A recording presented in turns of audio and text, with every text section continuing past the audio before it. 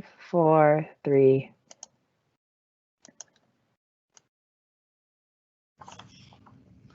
Hi everyone, welcome to our final day of the 2021 UAA virtual conference. My name is Kelly Shoppy. I'm an academic advisor at Snow College and the UAA committee member who will be moderating this session. Our 12 p.m. session today is titled Empower, Inform, Connect, Advising Through Transition.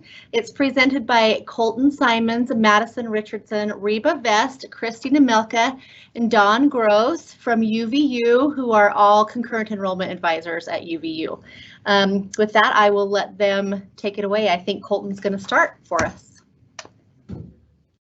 Awesome. Thank you, Kelly. We're really excited to be here. I'm excited to be here with my awesome team. If you would like, we are kind of interested to see where everybody's coming from as well. So take a second to drop your name and where you're signing on from in the chat.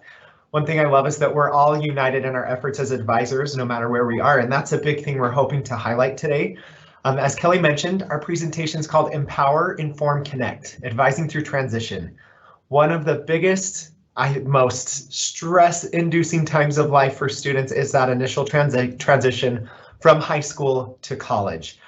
And so we're going to be kind of examining that transition. We're especially going to be looking at it through the lens of concurrent enrollment at UVU because that's what we do.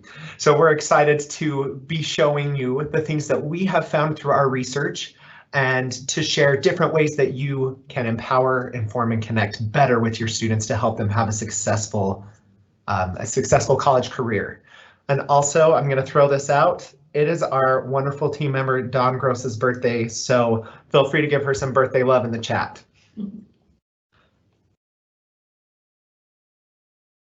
All right, we can go to the next slide.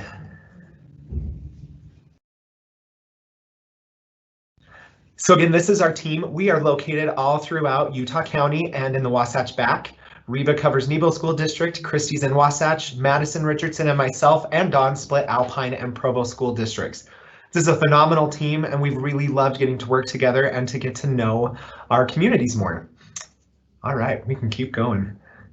So again, these 3 words are something that we've really been drawn to as we've done this research and as we've interviewed students and met with counselors and coordinators. Our biggest role as an advisor in any capacity is to empower students for success. If we fail to make that happen, then students are less likely to persist through college, they don't know who to go to for help, and they feel that they're going through it alone. So our biggest thing is we want to make sure they feel empowered, they feel confident, and they feel ready to take on this next step of their life. And I will throw a little plug in here that this is especially important for our underserved populations and students who come from homes without the support that other students have. Our other big goal is to inform students. We want to make sure they're getting all of the information they need and getting it early and getting the best information instead of getting different pieces of information from so many other places. And part of making that happen is to connect students to the right resources. So the presentation today is going to go as follows. I'm going to take a second and outline the current trends that we're seeing both nationally in our state and at UVU. I'm going to then pass it to Reba, who's going to cover career and major exploration, which we're learning is a much bigger piece of this than we ever realized. UVU practices are going to come next, and Christy's going to take that. And then Madison will talk about campus resources, and we'll conclude with some stuff from Dawn. She has put our presentation together, so most of her work has been the behind the scenes action. All right, so let's talk about some current trends. We've all met with those students who are moving forward with college. They don't know what they're doing, and as an advisor, you're able to help them figure some things out. And that's what we're going to dive in and see what students are saying about this process, because again, this is a stress-inducing time. No matter how you look at it, the most competent, confident students are going to struggle. And so we want to make sure that they're getting the help that they need. So today we're going to be weaving in one of the best doctors, just a couple of lines from him. So right here, wherever you fly, you'll be the best of the best. Wherever you go, you'll top all the rest, except when you don't, because sometimes you won't. And this is particularly true of concurrent enrollment students. And again, we're presenting through that lens, and high school students in general have this, that they are high flyers. They're doing great. They are succeeding at everything they try. They're doing well And then all of a sudden high school ends and college begins, and they are not high flyers anymore. They're no longer a big fish in a small pond. They don't know what to do, and maybe they didn't get into their top choice institution. So what do we do at that point? This is where we can step in and acknowledge, here's what we're doing well, here's what we need to work on, and here's some opportunities. So students are having great experiences with concurrent enrollment. They're really enjoying taking college classes in high school, and we're especially seeing success when they take English and math, which kind of covers number 3 as well with the momentum year requirements. Increasing courses, we're increasing offerings every year. More classes are being offered, more face-to-face classes are being offered. So instead of students taking a massive jump from high school to college, it's more of a step, which is really good, and we're finding students do well with that. Again, I'm going to touch on momentum year. This is something we're really focusing on during their concurrent enrollment years. We're finding students are taking 1 to 3 concurrent enrollment classes on average, and we really want to focus on math and English. The next piece is major and career exploration. You can never start this too early, and that is a big goal we have as concurrent enrollment advisors, is making sure that students are exposed to their options. We don't necessarily expect them to make choices when they're working with us, but what we do expect is for them to open their minds and begin exploring. The other big opportunity and strength that is currently happening in concurrent enrollment is that there is equity in college access. Students who typically would not go to college are getting the opportunity to take classes for a very reduced price and at their own high school, so that they have teachers who can do a little bit more hand holding, is probably the best way to put it. And I'm going to pause really quick, something I forgot. In our next section, we are going to have a poll. Donna's going to drop that link in the chat. You'll want to have another window open for that. And now back to our regular program. We'll go on to the next slide. There are a few weaknesses in transition, not just concurrent enrollment, this is in general. And the thing that we've found as we've talked with other universities is communications are not as strong or consistent as they could be. Many students reported that they felt lost and that they wandered around and they didn't know where to go. And again, these kind of all work together: communications, wandering students, and enrollment obstacles. The other thing is a lot of students felt pressure from parents, friends, and teachers to make decisions and to make them quickly, but they didn't really know what to do, and nobody really helps them narrow down those decisions. No one's helping them decide what they want to do, what classes they want to take, and how to move forward. So they kind of get affected with this paralysis. And what we're learning is that students wander, the more they get bounced from place to place and advisor to advisor, the more likely they are to just drop off altogether. The last piece is enrollment obstacles. For a lot of these students, seeing something like a hold is going to be very negative for them. It's going to be a setback, because instead of seeing it as, I get to go meet with my academic advisor and make a plan for my college career, or I get to attend an online orientation and an in-person orientation, they're seeing them as blocks and barricades and whatever you want to call it that are preventing them from moving forward. So that's an area that we can work on, either our communication surrounding it and maybe looking at it as an enrollment opportunity instead of an obstacle. And this leads into the opportunities piece, that we have a good opportunity to beef up our marketing campaigns to make sure that students are not just getting one quick email to their university email that they most often don't ever check, which is the biggest problem, is so many don't know that that exists, and they're not getting a random email from admissions and from orientation. Focusing these things in is going to be really important to creating engaging content. That's a big focus we have. Events are huge, and I think we've learned that, especially after this last year. We've held a few virtual events and really hoped that we'd get a few people, and we had really great turnouts. But the word we're getting from all of our high school partners is that they are ready to be back in person and be meeting together. So this is a huge opportunity for colleges to reach into the high school and start mentoring these students earlier. The last piece is collaboration. At every university, there are so many different branches working together to make sure students are having a great opportunity and a great experience when they start in their first year. However, in more areas than not, we have a lot of universities who are not working together. So efforts are being duplicated, students are kind of getting confused. So instead of creating confusion, the goal is to work together, collaborate more, and streamline the onboarding process for transitioning students. So, and with this, I'm going to pass it over to Reba, who's now going to touch on career and major exploration, which is one of the most vital parts for students finding success as they transition into a university. Hi, thanks for coming today. I'm glad to be here. Right now we're going to go to do the poll that is in the chat. If you can bring it up in a separate window, or you can use your phone.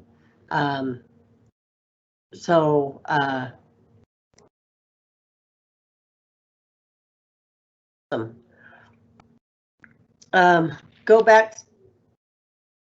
Oh, this is the first one, right, Dawn? Yes. Okay.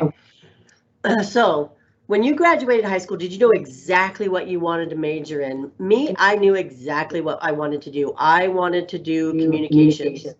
That was my thing. So I went to college, majored in communications. When I got into my second communications class, I was told I didn't type fast enough and fail out. So let's go to the next question. So what were the majors that you wanted to do? For me, it was communications. What were the majors you all wanted to do? I am not a good example of a student who was, who effectively it's not my advisor's fault by any means. I just did not effectively use advisors because I didn't know there were advisors. I didn't know I had a high school counselor. I didn't know I had college advisors. We have another communication, excellent. Psychology, several in psychology. Physical education, journalism, English. Nice, lots of ideas of what you wanted to major in. So I got told in my second semester, I wouldn't cut it in communications because I didn't type fast enough. For me, that was very discouraging. I was one of those students who really didn't have to study in high school. And so being reined in like that really was kind of a shocker for me. Want to go to the next question there, Dawn? So I changed majors.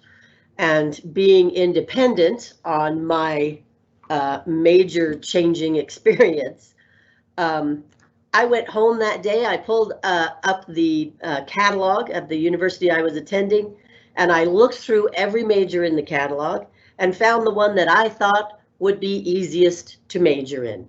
It did not involve math at all. It did not involve science. And so not exactly what we want students to be doing, right? We don't want them to just go pick a random major just because it looks easiest. Dawn, next question. I ended up majoring in history at that point. I was going to do history education. My parents wanted me to be a teacher.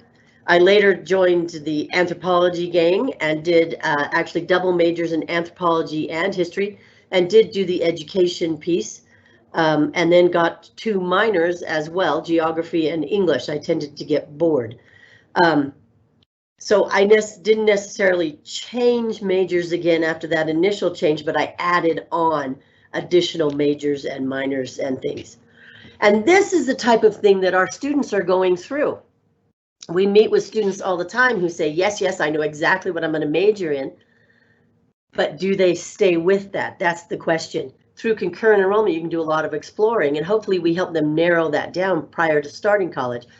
But there's a lot of students that come in and say, I don't know what I want to major in yet, but I want an associate's degree. And we have to discuss that with them and explain the benefits and the cons of such a move. We want to move. Thank you for your participation in our poll. It's been interesting. Someone changed majors 5 times, at least one person. That's incredible. I did not. I should ask the questions. How long did it take you to graduate? Changing majors 5 times. Dawn, can we flip back to the regular presentation? Oh, I didn't realize I had another question. Did you graduate in the major you started in? I didn't. I never went back to communications. Some people did. Nice. But the majority, you'll see, didn't. And that is often the case. The majority didn't. At UVU, we have a tool that helps students narrow down major potential majors and potential careers. It's called Pathway U. It's designed to really give the students insights. What Pathway U is it's empowering the students to make that decision. When a student feels empowered, there's confidence, they move forward in a continual path. When they aren't sure, when they don't know, that's when you get those hesitancies and the tendency to potentially drop out or waste money exploring things that are just not a compatible fit. With Pathway U, it's a test you take, and then you get it looks into 4 different aspects: personality, workplace preference, interests, and values. Now you'll see it evaluates a person's need or interest in several different.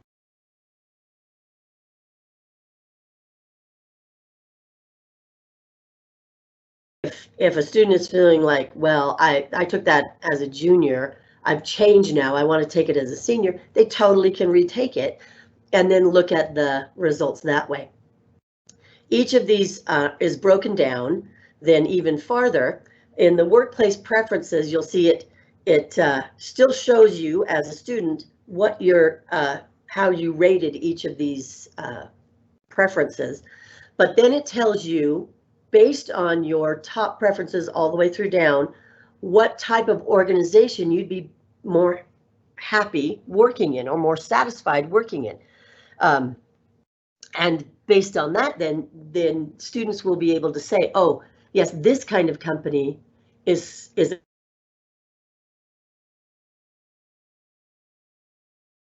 their future. Next one. Values. With the next 3, the part I like, and we'll go through these fairly quickly, but it once again puts them in order of what that student valued. Independence was number 1 here. Gives you some insight into what that value of independence means, but then tells you these are some career examples, which is starting them see, oh yeah, I really would enjoy making video games, or, oh, I love judging people, let's do that, that kind of thing. After values, we have our interests. This person has very social interests, so they want to directly help people. Some more career ideas. This is actually my result, and I didn't want any of those careers.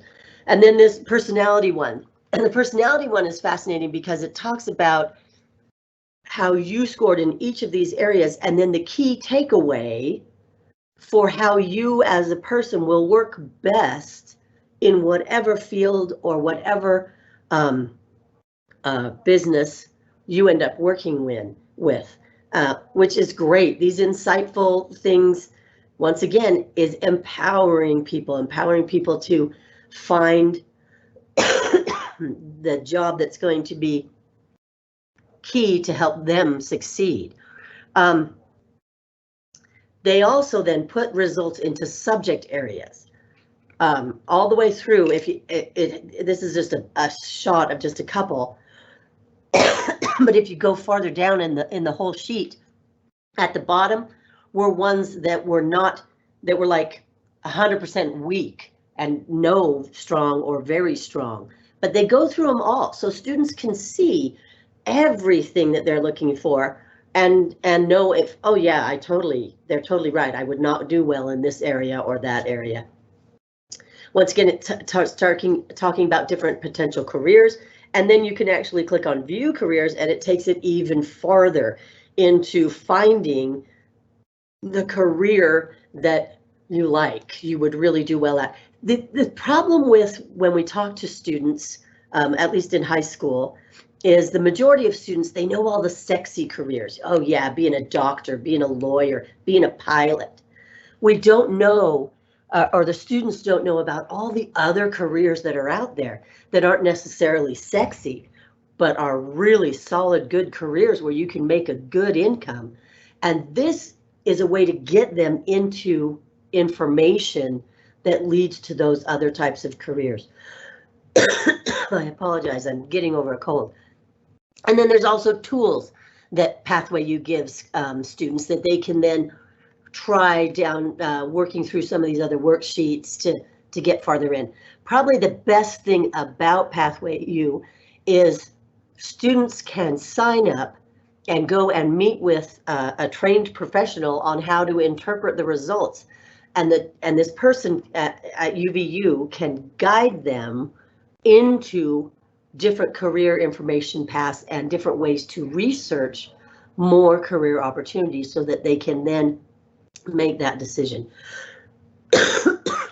Once again, the whole point of Pathway U is that empowerment piece, getting the information to the students so the students can make their decision. Now I'm done coughing at you. Christy is going to jump in and show us how UVU approaches the transition and helping students as they move through into college. Hello. So concurrent enrollment advisors are often the first person that a student works with at UVU to begin their educational career. Because of this, we want to make sure that students see UVU as a safe and feasible option. The relationship we build with students can be a foundation for them as they progress from UVU concurrent enrollment to the UVU main campus. So taking college classes in high school introduces students to a college curriculum and helps them learn things like what a syllabus is, how much study time is needed to achieve good grades, how to balance college and life in order to be successful. But what it doesn't teach them is what it's like to be on a college campus. And as Dr. Seuss said, oh, the places you'll go. So part of our job is to make sure students who choose to attend UVU after high school graduation feel comfortable as they leave the high school campus and begin the adventure of maneuvering their way across the UVU main campus. Are we sending them off with the right resources to help them feel confident and courageous? So in true Dr. Seuss fashion, my section will sum up how we inform and connect students as concurrent enrollment academic advisors so they can feel empowered when they reach the main campus. This transition can be hard. We all know the truth. We've been there ourselves. We don't need a sleuth. Establish a bridge. Of course, what a thought. We'll send them off right to use all they've been taught. First year advising should be their first stop. Their website is clear, so into it pop. This info is great, but stop there? Oh, no. We'll click on appointments. We've got more to share. A specific advisor will help them to set an appointment. We know they won't mind. So when students transition from being a concurrent enrollment student in high school, they are automatically transitioned to be a freshman at UVU in our system. This puts a hold on an academic hold that they have to meet with an academic advisor.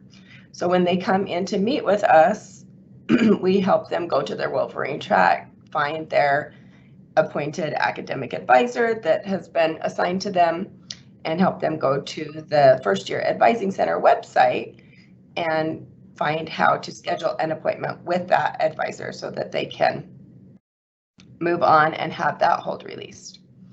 So another hold will be on their page. Orientation is the name of this step. We'll give them the link so they can begin and show them where this site is kept. Jumpstart comes next, and schedule they must to be able to then move on. For this provides guidance from those who know best about the grounds they will soon walk upon. So the next two holds that automatically are on their account when they are transitioned to a UVU freshman are orientation hold and jumpstart hold. So the orientation is online, and once they do this orientation online, the hold is released. The Jumpstart hold, they have to schedule a Jumpstart, which is an on-campus orientation. If they don't attend this Jumpstart that they scheduled, then the hold is put back on for the next semester. So we can help students when they come in know what these holds are and how to go to the orientation website, do the online orientation, and sign up for Jumpstart. So others, other services students will sometimes need. Information for these will provide. The contact name and number for sure. Come in will also benefit from other services at UVU that we can direct them to, such as accessibility services, the Multicultural Center, student help, IT services if they're having issues with their account, their MyUVU, their Wolverine track, and testing services if they need to schedule a placement test to be able to get into a class that they didn't take as concurrent enrollment. So just an example, I had a student come into my office who had taken the MTech program in high school and had been told that he could transfer 30 credits to the medical assisting program at UVU from MTech. Well, I hadn't heard anything about this. So together we started going through UVU websites trying to find this information. Couldn't find anything, so we started making phone calls together. In my office, went to his first year advisor and moved on from advisor to advisor until we finally were able to talk to the director of this program, who told us that yes, this is a thing, but it is a new thing and it starts in the fall and it hadn't been added to the website yet. So this helped this student from coming from a negative, confusing experience to a more positive experience where he left feeling more secure about continuing on at UVU.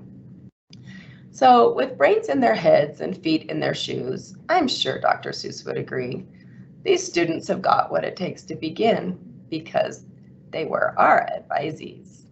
So Madison will now continue on with some of the processes that UVU is currently practicing to help inform, connect, and empower our concurrent enrollment students.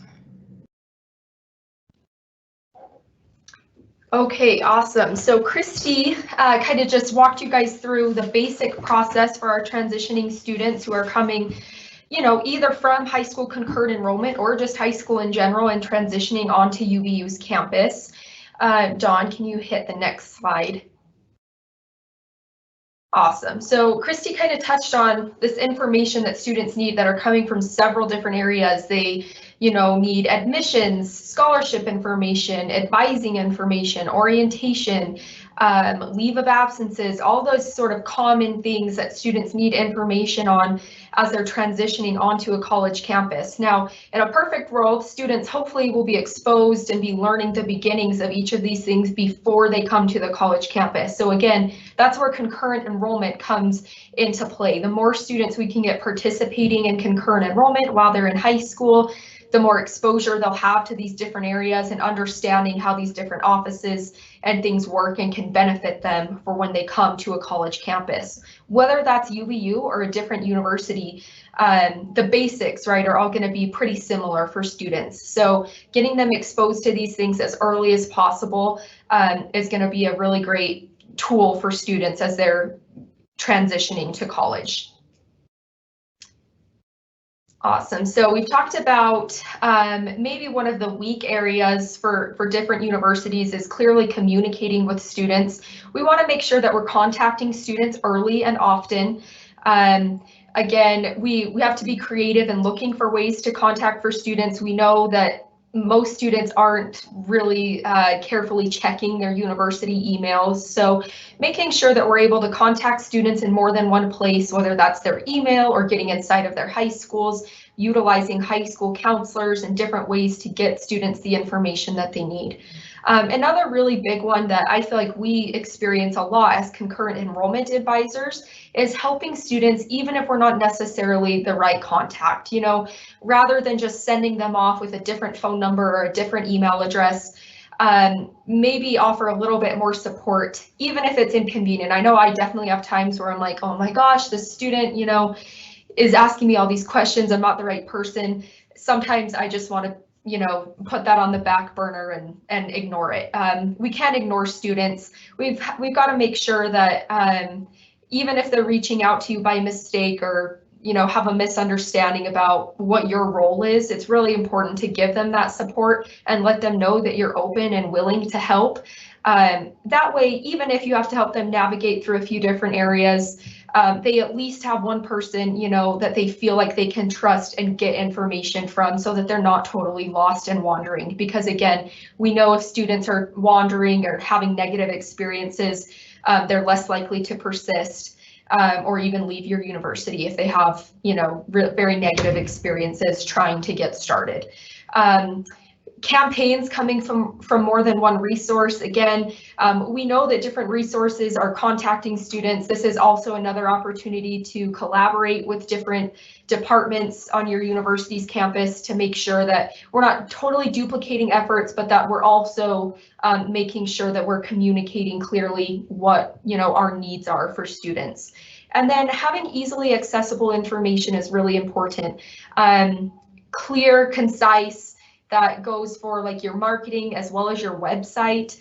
It's helpful for students, obviously, to have clear and easy to navigate websites. It's also super helpful for other coworkers or advisors in different areas if your website is easy to navigate. That way we can clearly direct students without having to do too much crazy digging and not really being sure where to look for information.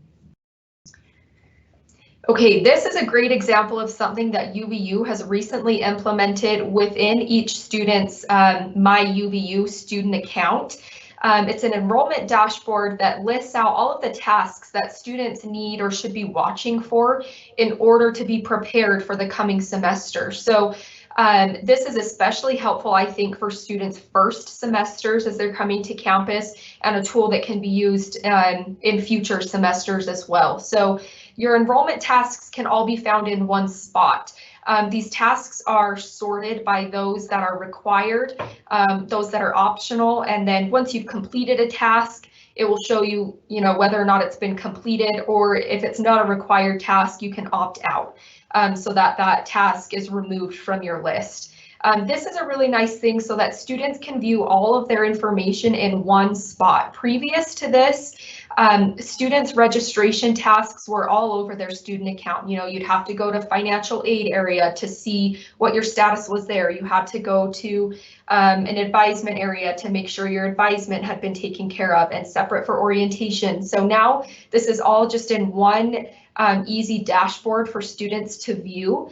And again, includes things that are helpful for students, but maybe not required, like parking or housing or transit options. And then also including things that are required, meeting with an advisor, completing a FAFSA application, orientation, all of those sorts of things. And again, Colton touched on this earlier. Sometimes these tasks or seeing a list of things that need to be completed can be daunting for students. So it's really important as an advisor, if you're helping a student through this process, again, to frame these things less as barriers to getting started and more as opportunities to help students be successful. There's a reason why you meet with an academic advisor. There's a reason why orientation is important, and helping to frame those in a positive light so that students understand that it's worth their time and worth their effort to get through all of this, to be really well prepared for their coming semesters. Okay, so now I'm going to touch on some future goals that we have at UVU, particularly within concurrent enrollment, to help our transitioning students. So the first thing is, we've talked about getting students involved earlier. We're going to really be focusing in on doing that. Concurrent enrollment advising is actually going to be starting to filter into the junior highs. So not necessarily concurrent enrollment offerings and courses inside of the junior highs, but just meeting with students, getting them information, meeting with the counseling offices, so that their students are prepared when they enter the high school to understand that concurrent enrollment is an option and how it might work for them. The earlier we can get that on students' radars, the more likely they'll be to participate in concurrent enrollment, again, exposing them to an example of college experience within the comfort of their high school, which will then transition them, more smoothly into a college campus. So starting even earlier. We're also working on developing a more robust emailing campaign using different software so that we can focus in on various groups that we need to focus on and be more efficient that way rather than emailing individual students. We can hit large groups all at once. We're also working on creating a mandatory concurrent enrollment orientation to assist in the onboarding of our new students. So any normal campus student, before they can begin taking college courses, participates in an orientation in some way or form. And we believe that really it shouldn't be any different for concurrent enrollment students. Although it's a different experience, this orientation will also help to prepare students to understand the different processes and get familiarized with the sorts of things that they'll be exposed to after they graduate from high school. So those are just some ideas that we're planning to implement and focus on in the coming months. So if that helps you, brainstorm or give any ideas for you and your own programs, that's awesome. If you have any questions on how we're doing these things, we're totally open to sharing that with you guys. And next, to kind of start wrapping up, Dawn is going to give an example of how advising students through transitions will have lasting influence for our students.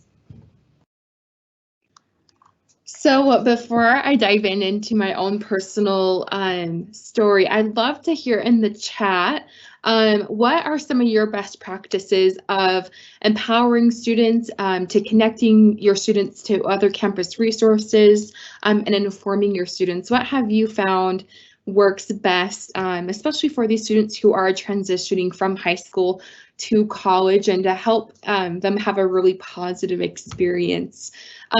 So a little bit about myself. So I am a recent graduate. I just graduated actually last year in 2020. So I was one of those lucky college graduates.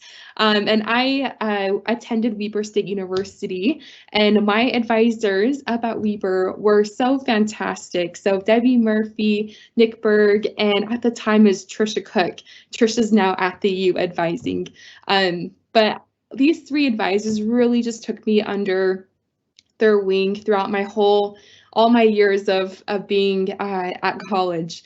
And some of the things that they really impacted me with as a student at the time was just, I would come to them with questions or like, hey, what do you think about this career path or this career path? And they would take the time to sit down with me and walk through all of those different career paths, what that would look like for myself, what would I be able to do with that after I graduated from college. And they also really influenced me to being more connected on campus, and they would inform me of other opportunities on campus, and just they went so much above and beyond than I would say at the time an advisor would do. Little did I know, like, that really is what an advisor is. It's not just telling students what classes to take, but being able to mentor them and be able to find their strengths and be able to inform them of all the different paths. Kind of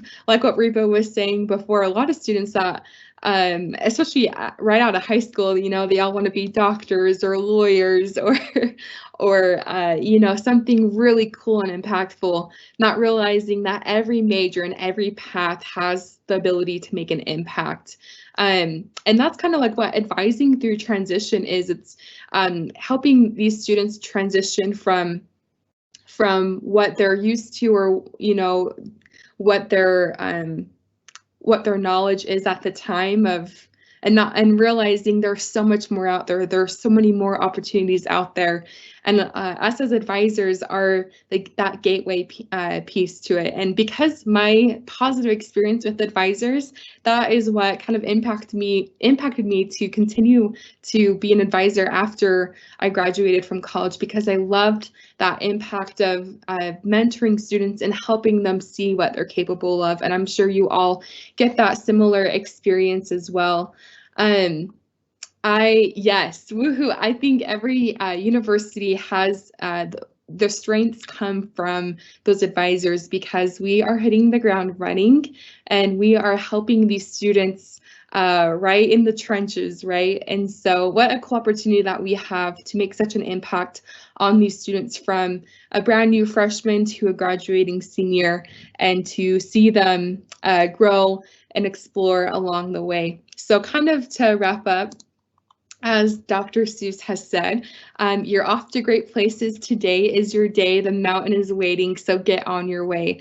As advisors, we are those people that are cheering them on and kicking them in the butt to get them on their way, because I love that we get to see really students' potential and help them see how they can reach it through a variety of different majors, a variety of different resources, through empowering and connecting and informing them in our role as an advisor. So Colton, I'll go ahead and pass it back to you to wrap up. Awesome. Thank you, guys. Thank you for being here today. I think our biggest hope to come out of this is, as advisors, I know that every single one of us have heard the horror stories that students have when they meet with somebody who, gosh, maybe is not the most caring and compassionate advisor. And we need to change that narrative and make sure that we are doing our part for students to have successful, happy, and impactful experiences moving forward. As it was mentioned, the mountain is there and we just got to help them climb it. We're really grateful you've taken some time to visit with us today. We'll open it up. If you have questions, feel free to drop them in the chat. It's been great being with you, and let's stay connected as we're all trying to help students get through transition and into college.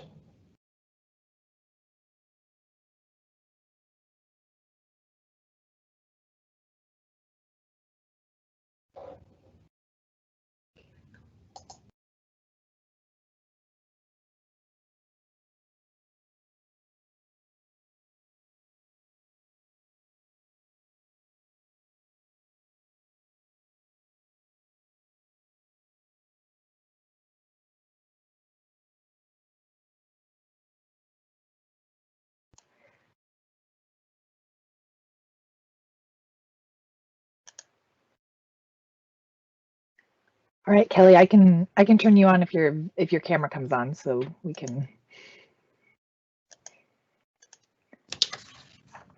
Okay, everyone, thank you so much to Colton, Reba, Christy, Dawn, and Madison for your wonderful presentation today. It was really useful information, and it was very, very clear. So thank you. Really good presentation, you guys. I'd just like to remind everybody that our final hour will all be together today with our keynote speaker, Dr. Mitchell Culver, and along at 1 o'clock today. So go take a little 15-minute break and we'll see you all back here at 1 o'clock. So thanks you guys so much. It was wonderful.